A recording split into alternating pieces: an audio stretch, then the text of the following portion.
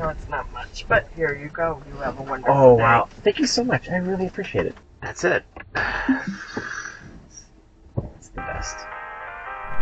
The last few weeks, I've just focused almost exclusively on trying to maximize my tips. And if you look at these numbers, I'll put them on the screen. I think I've done a pretty good job as an Uber driver. And the reason why I think tips are so important is because it's kind of like the last thing that we can do as a driver to make as much money as possible. I think most of us as drivers do a really good job of deciding what type of car we want to drive because we think we can do really well making money with that car, or maybe the city that we drive in, or the times that we drive, or the locations within our city, or even the trips that we take. You know, there are certain drivers that like to go to the airport, or there are certain drivers that like to go drive around college campuses, and I like to do a little bit of both. But so we all think we have that down pretty good. But I find this thing about tips to be really, really interesting. There's like a negative thing for drivers when it comes to tips. I hear two things all the time that really stand out to me. Number one thing that I hear from drivers is that they'll say something like, people in my city don't tip. I don't know if that's true.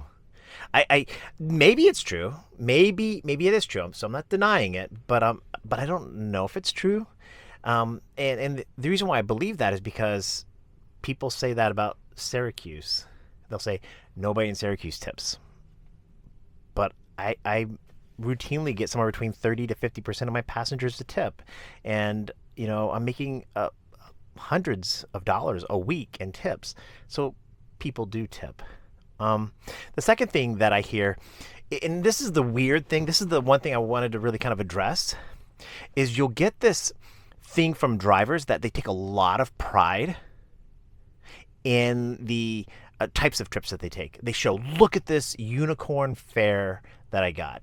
It's like the and again, I'm not against it, but this idea of cherry picking, I'm so good at getting surges. And that's a great thing. If you're able to get a 10-minute ride and make $20 on it because it's got a $15 surge or something, excellent. I just don't think we as drivers should be dismissive of tips. It's like, okay, so you've got the right car, you're driving to the right city, the right times, the right locations, you're picking the right trips, and you're really, really good. And then all of a sudden, this last little nugget of margin that you could make, tips, you just dismiss it. I don't think that's really wise.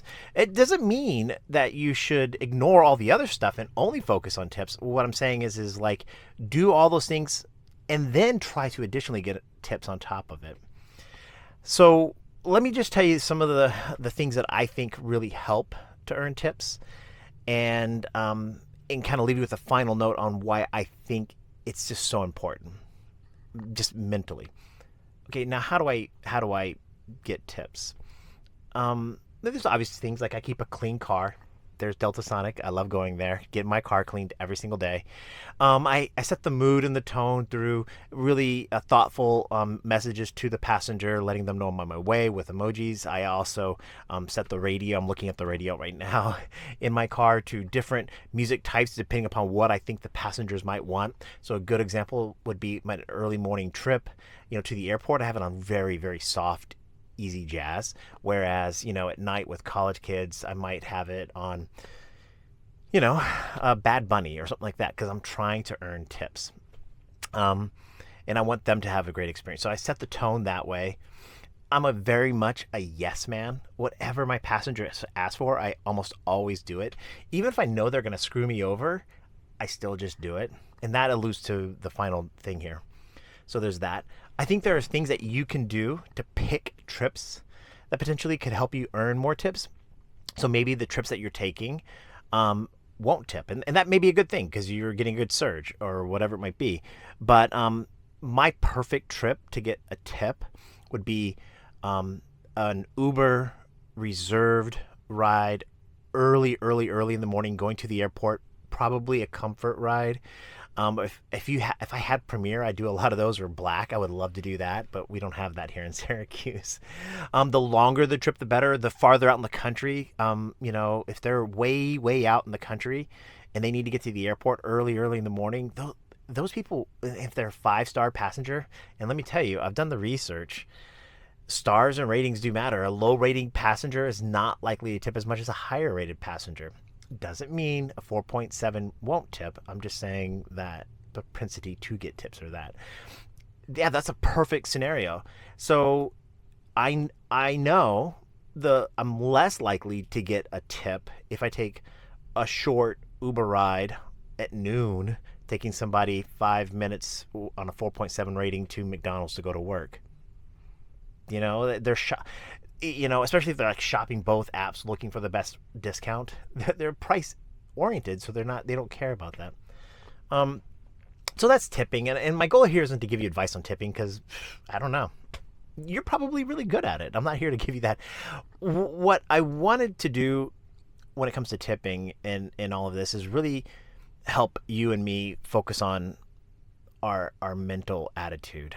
That's what I do. That's why I work so hard for tips. And that's sometimes why it's really frustrating when I don't get tipped. I